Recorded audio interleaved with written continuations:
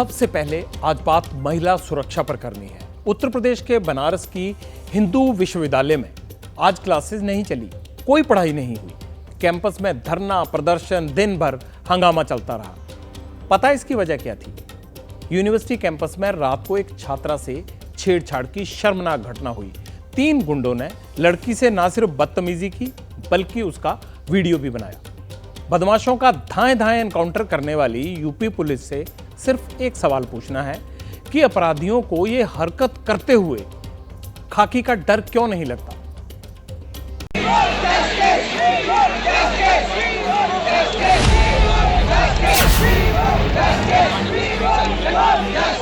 We want justice, enough is enough, insecure institute of technology वगैरह वगैरह। इसी तरह की तख्तियां और बैनर पोस्टर हाथ में लिए बीएचयू कैंपस में छात्र धरने पर बैठे रहे।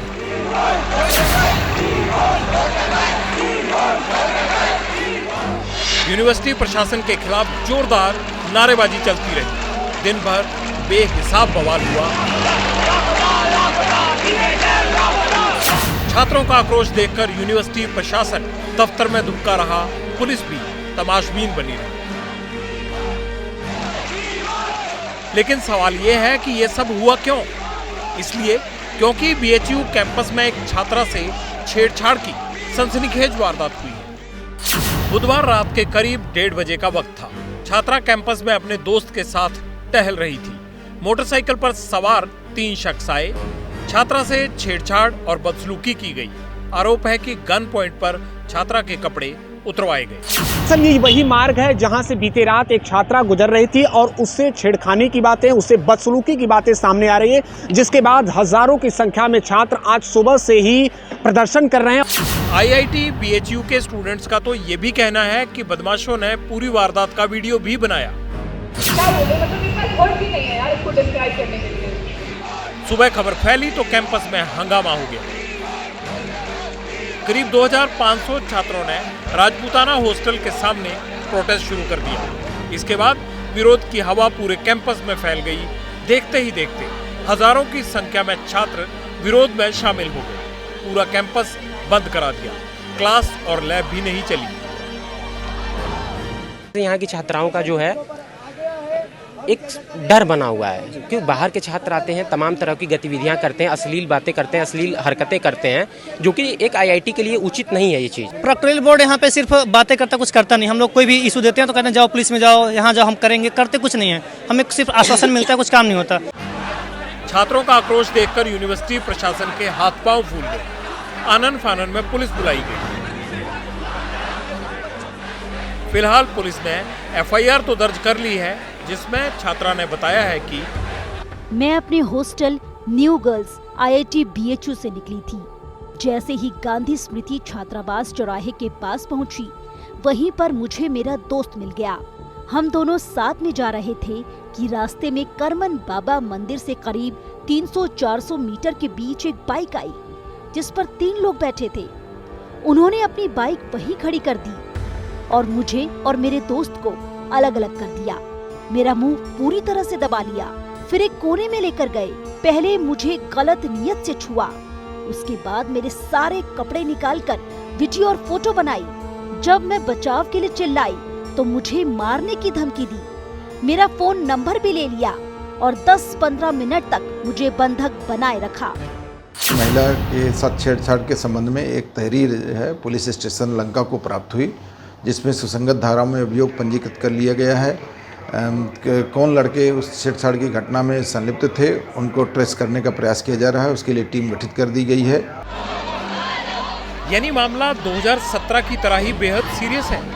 सितंबर 2017 में भी बीएचयू में इसी तरह की वारदात को अंजाम दिया गया था। तब भी कई दिनों तक यूनिवर्सिटी कैंपस छात्रों के आक्रोश की आग में सुलगता रहा। मगर बात पूरे सिस्टम की है। क्यों बार बार इस तरह की वारदात सामने आ रही हैं? अपराधियों के हौसले क्यों इतने बुलंद हैं? लॉ एंड ऑर्डर का डर क्यों नहीं रह गया? बीएचयू के हजारों छात्र छात्राएं डायरेक्टर को बुलाने के लिए नारेबाजी करते रहे, लेकिन यूनिवर्सिटी के डायरेक्टर साहब दफ्तर से बाहर नहीं निकले। आखिरकार छात्रों की अपनी मांग लिख कर देनी पड़ी, उनको लिख कर देना पड़ा। मांग क्या थी? मांग थी रात को पूरे कैंपस में बैरिकेडिंग की जाए, एंट्री और एग्जिट किसी भी एक गेट से होनी चाहिए, सब गेट से नहीं होनी चाहिए। कैंपस में सीसीटीवी सिस्टम चुस्त दुरुस्त किया जाए, बंद पड़े कैमरे चालू करवाए जाए। छेड़छाड़ के आरोपियों की गिरफ्तारी हो, उनके खिलाफ सख्त से सख्त कार्रवाई की जाए। ये कोई नई मांगे नहीं है, ऐसी मांग हर बार होती है। लिहाजा यूनिवर्सिटी प्रशासन ने भी वही किया जो हर ऐसी वारदात के बाद किया जाता है। मसलन बीएचयू कैंपस में बाहरी लोगों के प्रवेश पर रोक लगा दी। रात 10 बजे से सुबह 5 बजे तक कैंपस में बैरिकेडिंग रहेगी। कैंपस में सिर्फ वैलिड आईडी वालों को ही एंट्री मिलेगी। आईआईटी कैंपस में वाईफाई को एहतियातन बंद कर दिया गया। लेकिन इस तरह की सख्त पाबंदियों से कुछ छात्रों को ऐतराज भी है। कैंपस जो है ओपन डिस्कशन, डिबेट, डायलॉग के लिए है, ना कि छात्रों को सिर्फ एक सीमित कमरे में बैठा दिया जाए। आप अगर सिक्योरिटी पर्पस के हिसाब से कदम उठाते हो कि नहीं 8 बजे के बाद कोई छात्र कमरों से बाहर नहीं निकलता, अगर आप इस तरह की चीज़ें निकालोगे तो ये एक तरह का जेल हो जाएगा, ना कि छात्रों के हित की बात है। कैंपस, आईआईटी कैंपस का मतलब है, आईआईटी के स्टूडेंट्स का मतलब है कि वो डायलॉग, डिबेट, डिस्कशन के लिए आगे बढ़ेंगे और वो करेंगे। बात सही है, डिमांड जायज़ है। स्टूडेंट क्या मांग रहे हैं?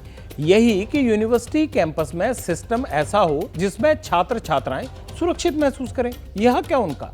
लेकिन ऐसा हो नहीं रहा। इसीलिए सवाल यूपी की एनकाउंटर वाली पुलिस के इकबाल पर उठ रहे हैं कि ताबड़तोड़ एनकाउंटर के बावजूद क्यों बदमाश खाकी से खौफ नहीं खा रहे। क्या कुछ ऐसी घटनाएं हुई जो फटाफट बता देते हैं जिसके कारण ऐसा लग रहा है। 27 अक्टूबर को गाजियाबाद में बाइक सवार बदमाशों ने मोबाइल लूटने के दौरान छात्रा को ऑटो से गिरा दिया, जिसमें बीटेक छात्रा की मौत हो गई। 26 अक्टूबर को क्या हुआ? अमेठी में दबंगों ने घर में घुसकर नाबालिग को जिंदा जला दिया, जिसमें लड़की की मौत हो गई। 13 अक्टूबर को क्या हुआ? बरेली में ट्यूशन से लौट रही छात्रा से छेड़छाड़ की गई। लड़की ने विरोध किया तो बदमाशों ने ट्रेन के आगे धक्का दे दिया। 16 सितंबर को क्या हुआ? अंबेडकर नगर में बदमाशों ने साइकिल सवार छात्रा का दुपट्टा खींचा। इस दौरान छात्रा की सड़क पर गिरने से और फिर बाइक से कुचले जाने से मौत हो गई। 30 अगस्त की क्या घटना थी? अयोध्या में एक महिला कांस्टेबल को ट्रेन में उसका शव मिला और वो लहूलुहान हालत में था। हालांकि हम ये नहीं कहते कि पुलिस ने कुछ नहीं किया। पुलिस ने इन केसों में कई मामलों में सख्त कार्रवाई की। पुलिस को महिला अपराध से निपटने के लिए डायरेक्शन यूपी में एकदम क्लियर है।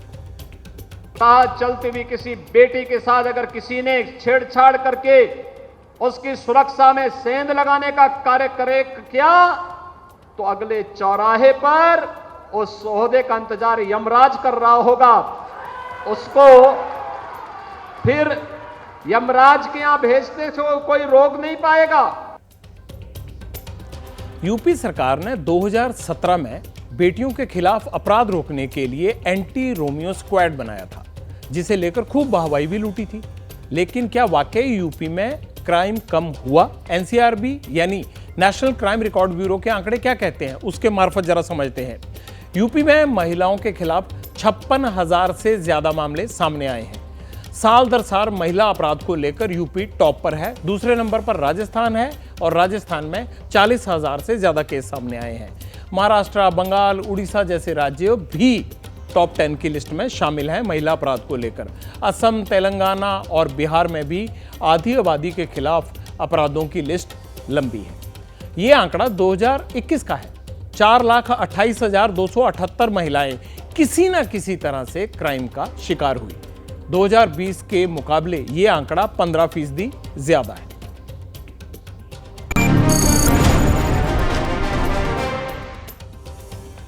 अच्छा, महिला अपराध की बात कर रहे हैं तो दिल्ली का निर्भया केस याद ही होगा आपको। सारी दुनिया को परेशान कर दिया था इस केस ने।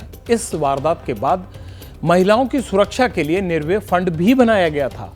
इसमें कितनी राशि अब तक जारी हो चुकी है? 9,500 करोड़ रुपए। इतनी बड़ी रकम जारी हो चुकी है। सवाल ये उठता है कि क्या ये महिला सुरक्षा पर खर्च होती है रकम या नहीं?